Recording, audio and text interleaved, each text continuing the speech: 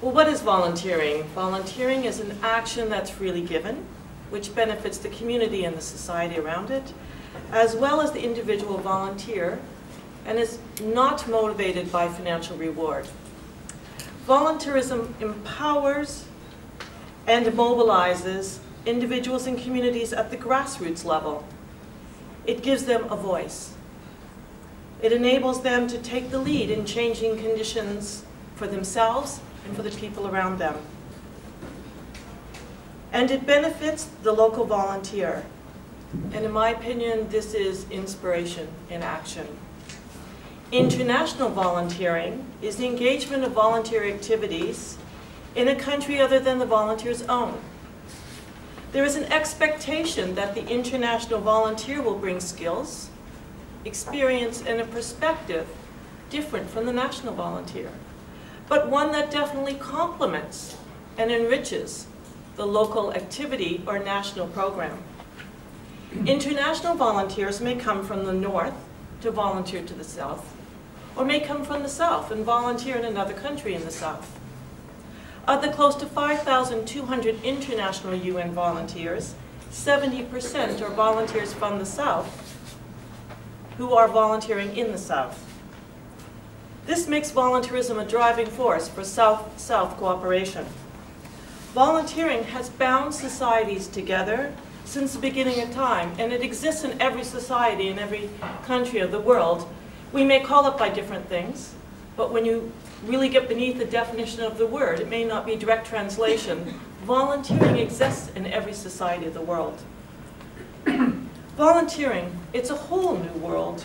It can change an individual's world, particularly if you volunteer in another country. It can change the world of the community in which you're volunteering.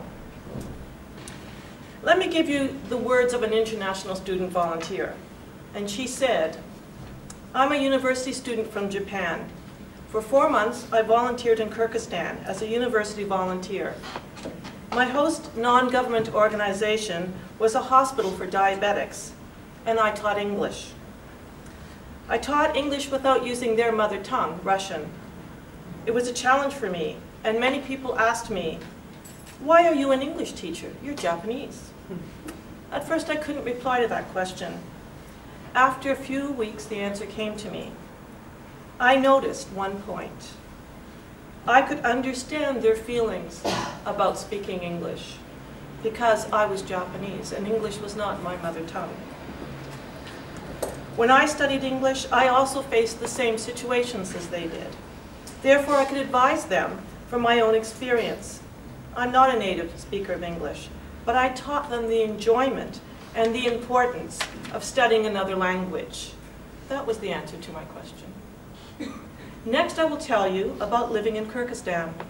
This was the first time I stayed in a Central Asian country and an area where people speak Russian.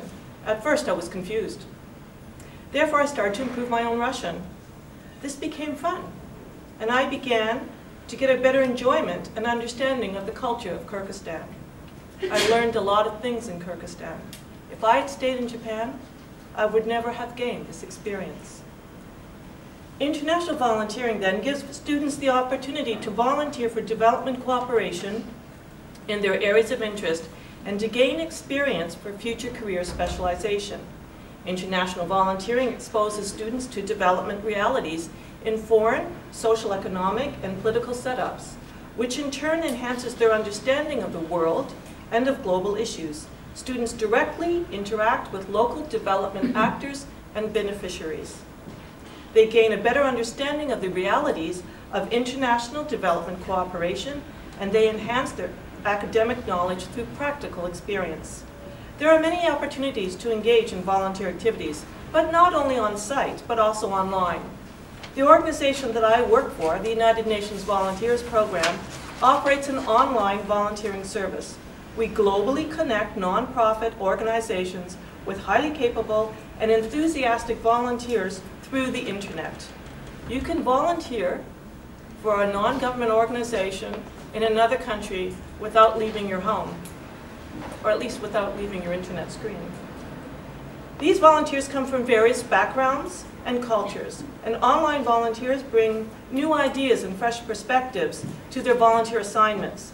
Of the close to 9,500 online volunteers, about 30% are students and 360 are from the UK. One online volunteer expressed his experience this way: "Online volunteering provided me with the perfect platform to work on the subject I was most interested in, namely environment, and via a medium I enjoyed." But what about the costs of volunteering in another country? There are many different organizations that offer international volunteering opportunities for students, and each will have, naturally, its own policies regarding costs and funding support. Volunteering must be an opportunity that's open for all and not limited to those who can afford to volunteer. Here in the United Kingdom, there is an excellent organization, Volunteer Services Overseas, or VSO UK, and it has a Youth for Development volunteer program that offers to pay for the training, travel, accommodation, and it provides the volunteer with modest living allowances. At the United Nations Volunteers Program, our partners, the host UN organizations or donor governments, cover the cost related to engaging a UN volunteer. In keeping with the volunteer nature and spirit of the assignment, the individuals who volunteer for the UN are given a modest living allowance. There are many options for volunteers to become globally aware, culturally sensitive, and globally active. Volunteering overseas is just one option, online volunteering another. But what about volunteering with a local community group associated with a specific immigrant community or cultural group or interest? Certainly another option is to learn through international studies, gaining an understanding, perhaps even influencing the student's own government's policies towards international development affairs. I suggest that leaders, be they funders, government policymakers, the private sector, or academia, should use their influence to ensure more space for student volunteering. The process of social integration is especially important for young people who need to experience a sense of belonging and responsibility to become productive citizens, and to be seen as legitimate role players in community decision making. As a result, if students are not engaged, the community misses out on the inherent creativity, inspiration, and vision of young people and their vision for a better future. Just as young people are able to develop a sense of autonomy and confidence through volunteer experience, as volunteers, they are able to demonstrate their ability to make a difference and to lead others towards a future they envision. This is inspiration in action. In closing, I'd also like to acknowledge, as some of the other speakers have, that the year 2011 is a very important year for the volunteer community. As has been mentioned, the European Union has designated 2011 as the European Year of Volunteering. And 2011 marks the 10th anniversary of the International Year of Volunteers, or IYV plus 10. The focus on volunteering during 2011 will lead to a greater awareness of its added value, highlighting the link between volunteer engagement at a local level, its significance in the wider European context and the global context. This year offers the global volunteer movement an opportunity to consolidate the achievements already made and to make the case for even greater recognition, networking, and facilitation of volunteer action. There is an opportunity now to mobilize the global volunteer movement behind a common vision and agenda for realizing the full potential of volunteerism. There is an opportunity now to demonstrate that volunteering can change an individual's world, and it can change the world. Volunteering does make a difference to the pace and the nature of the peace and development initiatives worldwide. Volunteering, it's a whole new world.